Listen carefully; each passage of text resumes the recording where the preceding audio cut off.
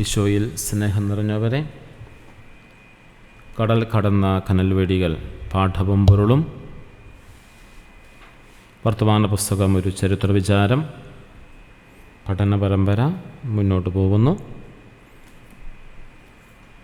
John Maliyekkal sir ഭാഷാന്തരം നടത്തിയ പുസ്തകത്തിൽ നിന്നാണ് നമ്മുടെ പഠന പരമ്പരയുടെ ക്ലാസ്സുകൾ നമ്മൾ മുന്നോട്ട് കൊണ്ടുപോകുന്നത് എന്ന് എല്ലാവർക്കും അറിയാമല്ലോ. ഇന്ന് നമ്മൾ 43-ാം പാഠമാണ് പഠിക്കുന്നത്. പേജ് നമ്പർ 224 മുതൽ 227 വരെ. ഒരു നിമിഷം പ്രാർത്ഥിക്കാം. ഈശോയെ, അനുദിന ജീവിതത്തിൽ ഞങ്ങളുടെ യാത്രകളിൽ എപ്പോഴും കൂടെ ഉണ്ടാവുകയും ഞങ്ങളെ വഴി നടത്തുകയും ചെയ്യുന്ന ഞങ്ങളുടെ കാരുണ്യത്തെയും സ്നേഹത്തെയും ഞങ്ങൾ നന്ദിയോടുകൂടി ഓർക്കുന്നു. പ്രത്യേകിച്ച് ഈ വർത്തമാന പുസ്തകത്തിൻ്റെ പഠന നിമിഷങ്ങളിൽ ഞങ്ങളെ വളർത്തുന്ന സ്നേഹത്തിന്, കരുതലിന് ഞങ്ങൾ ഹൃദയപൂർവ്വം നന്ദി പറയുന്നു. ഈശോയെ, ഞങ്ങളുടെ കൂടെയായിരിക്കണമേ. പാറേമാക്കൽ തോമാ ഗവർണറുടെയും അവരുടെ യാത്രയിൽ എപ്പോഴും സഹായമായി കരുതലായി ഉണ്ടായിരുന്നതുപോലെ ഞങ്ങളുടെ ജീവിതത്തിലും ഞങ്ങളുടെ കൃപയും അനുഗ്രഹവും സമൃദ്ധമായി നൽകി അനുഗ്രഹിക്കണമേ. പരിശുദ്ധമേ മാതാവേ, സകല വിശുദ്ധരെ, സകല മാലാഖമാരെ ഞങ്ങൾക്ക് സംരക്ഷണമായി കൂടെ ഉണ്ടാകണമേ. പ്രിയ സഹോദരങ്ങളുടെ നമ്മുടെ ക്ലാസ്സുകൾ ആരംഭിക്കുന്നു. പാറേമാക്കൽ തോമാ കത്തനാരുടെ വർത്തമാന പുസ്തകം 43-ാം പാഠത്തെ ആസ്പദമാക്കി ജനോവയിൽ നിന്നുള്ള യാത്രയെയും അതിനിടെ ഉണ്ടായ അനുഭവങ്ങളെയും കുറിച്ചുള്ള കാര്യങ്ങളാണ് ഇന്നത്തെ ക്ലാസ്സിൽ നമ്മൾ പഠിക്കുക. പ്രധാനമായും 5 ഭാഗങ്ങളാണുള്ളത്. യാത്രാ തടസ്സവും കാത്തിരിപ്പും. ജനോവയിൽ എത്തിയ തോമാ കത്തനാർക്കും സംഘത്തിനും റോമിലേക്ക് പോകാനുള്ള കപ്പൽ ലഭിക്കാനായി 31 ദിവസം കാത്തിരിക്കേണ്ടി വന്നു. ഒടുവിൽ കൗൺസിലിൻ്റെ സഹായത്തോടെ അന്തോണി യോഹന്നാൻ അൽഫോൻസ എന്ന പടവുകാരൻ്റെ വള്ളത്തിൽ ചിവിത്താവെക്യ എന്ന നഗരത്തിലേക്ക് യാത്ര തിരിച്ചു. രണ്ടാമത്തെ ആശയം പ്രതികൂല കാലാവസ്ഥയും ദുരിതവും. യാത്രക്കിടയിൽ കഠിനമായ എതിർകാറ്റ് ഉണ്ടായതിനെ തുടർന്ന് പോർത്തുവിനു എന്ന തുറമുഖത്ത് അഭയം തേടി. അവിടെ താമസിച്ച വീട്ടുകാർ ദരിദ്രരും എന്നാൽ പണം മോഹിക്കുന്നവരുമായിരുന്നു. നല്ല ഭക്ഷണമല്ല അവർ നൽകിയിരുന്നത് എങ്കിലും ഭക്ഷണത്തിന് നല്ല പണം, അമിതമായ വില അവർ വാങ്ങിയിരുന്നു. പലപ്പോഴും അപ്പവും പാലും മാത്രം കഴിച്ച് വിശപ്പടക്കേണ്ടി വന്നതായും കത്തനാർ വിവരിക്കുന്നുണ്ട്. മൂന്നാമത്തെ ആശയം മലയാളികളുടെ അലസതയെക്കുറിച്ചുള്ള നിരീക്ഷണം. പോർത്തുവിനുള്ള പാറക്കെട്ടുകൾ നിറഞ്ഞ ഭൂമിയെ കഠിനാധ്വാനം കൊണ്ട് ഫലഭൂയിഷ്ഠമാക്കി മാറ്റിയ അവിടുത്തെ ജനങ്ങളെ കണ്ടപ്പോൾ കത്തനാർക്ക് സ്വന്തം നാട്ടുകാരെ ഓർമ്മ വന്നു. അദ്ദേഹത്തിൻ്റെ ഓർമ്മയുടെ ശൈലി ഇതാണ്. അവരുടെ പോലെ കഠിനാധ്വാനം നമ്മുടെ മലയാളികളും അല്പമെങ്കിലും ചെയ്തിരുന്നുവെങ്കിൽ നാട്ടിലെ ദാരിദ്ര്യം പണ്ടേ മാറിയേനെ എന്ന് അദ്ദേഹം വേദനയോടെ നിരീക്ഷിക്കുകയാണ്. ഇത്രമാത്രം കഠിനാധ്വാനം ചെയ്യുന്ന വ്യക്തികളായിരുന്നു പോർത്തുവിലെ ആൾക്കാരെന്ന് അദ്ദേഹം മനസ്സിലാക്കുകയാണ്. നാലാമതായിട്ട് നമ്മൾ കാണുന്നത് കയത്താനോ വെങ്കല്ലോ പാതിരിയുടെ ആതിഥ്യമാണ്. ഭക്ഷണത്തിനും താമസത്തിനും ധാരാളം ബുദ്ധിമുട്ടുകൾ അനുഭവിച്ച വ്യക്തികളായിരുന്നു നമ്മുടെ പാറേമാക്കൽ ഗവർണറും അതുപോലെ തന്നെ അവരുടെ സംഘവും.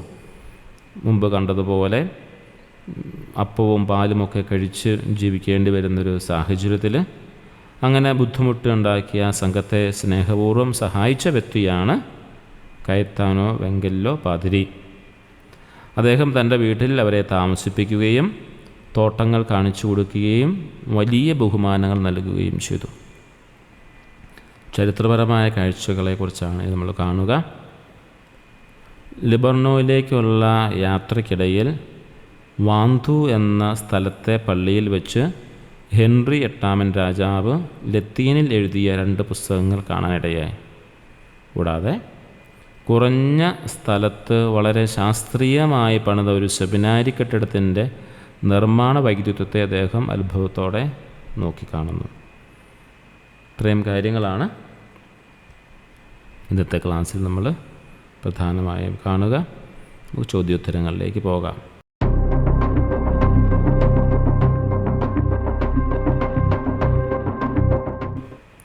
ജനോവയിൽ കപ്പൽ കാത്ത് തോമാ കത്തനാർ എത്ര ദിവസം താമസിച്ചു? 31 ദിവസം.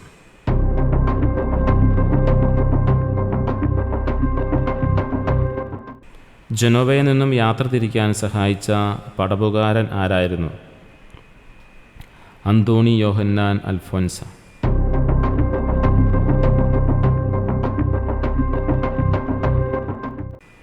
എതിർക്കാറ്റ് കഠിനമായപ്പോൾ തോമാ കത്തനാരുടെ സംഘം അഭയം തേടിയ തുറമുഖമേത്? പോർത്തുവിനു.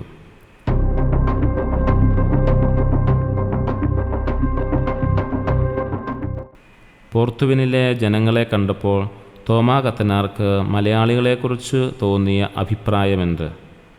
മലയാളികൾ മടിയന്മാരും അലസന്മാരുമാണെന്നും ഇറ്റലിക്കാരുടെ 4 അധ്വാനിച്ചാൽ പോലും നാട്ടിലെ പട്ടിണി മാറിയേനെ എന്നും.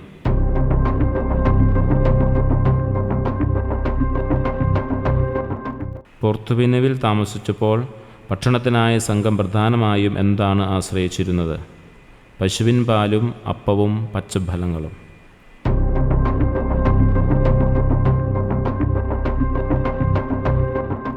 പോർത്തുവിനുവിൽ തോമാ കത്തനാരുടെ സംഘത്തെ സഹായിച്ച സ്നേഹനിധിയായ പാതിരി ആര്? കയത്താനോ ബെങ്കല്ലോ.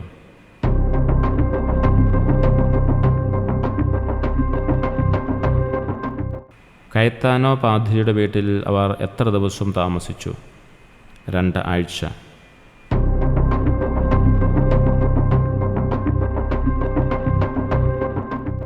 ഏത് നഗരത്തിലെത്താനാണ് പടവിൽ നിന്നും മാറി 8 തണ്ടുകാരുള്ള വള്ളത്തിൽ അവർ യാത്ര തുടർന്നത്?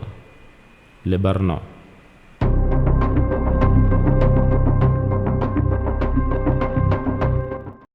ഹെൻറി 8 രാജാവ് ലത്തീനിൽ എഴുതിയ പുസ്തകങ്ങൾ കണ്ടത് എവിടെ വെച്ചാണ്? വാന്തു എന്ന തുറമുഖത്തെ പള്ളിയിൽ വെച്ച്.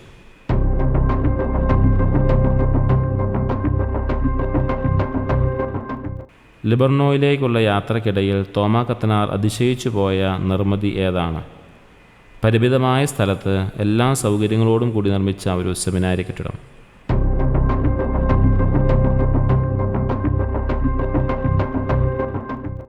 ലിബർണോ ഏതു രാജ്യത്തിൻ്റെ ഭരണാധികാരിയുടെ കീഴിലുള്ള സ്ഥലമായിരുന്നു? ഗ്രാൻഡ് ഡ്യൂക്കിൻ്റെ ഭരണത്തിലുള്ള തോസ്കാന എന്ന രാജ്യം.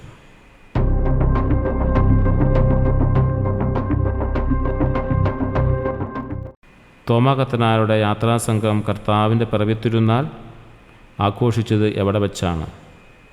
ലെരിച്ചെ എന്ന ചെറിയ നഗരത്തിൽ വെച്ച്.